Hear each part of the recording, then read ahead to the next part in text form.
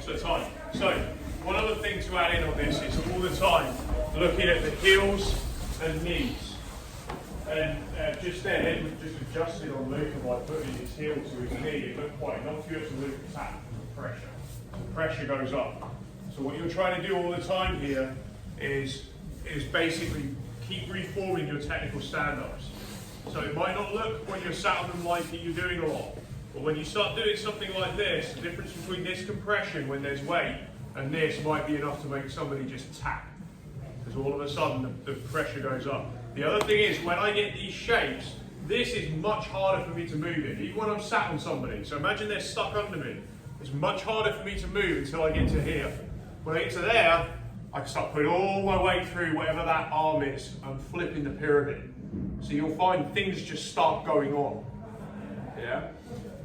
I also want to be thinking, let me just use you phrase. So I also want to be thinking as I'm moving around, like when I get to this opposite side, about my head, whenever I'm going up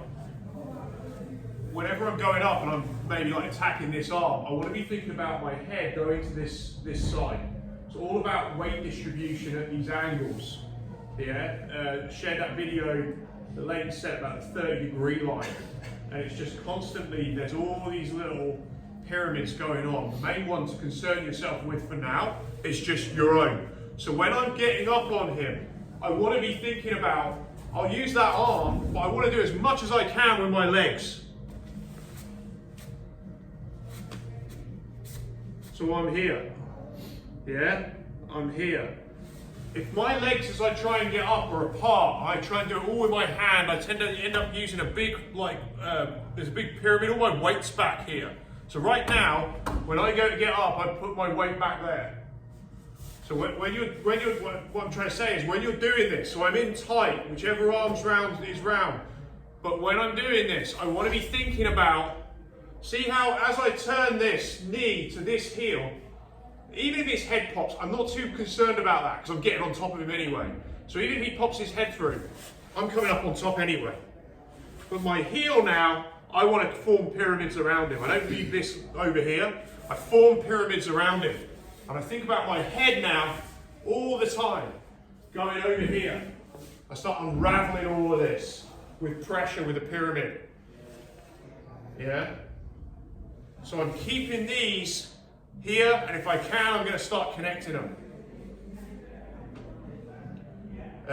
There's just going to be arm locks everywhere because there's just so much compression and there's no space for any of his limbs. So if I don't want to be just doing these big, like getting here and then trying to swing my leg. This is going to be, I might catch it.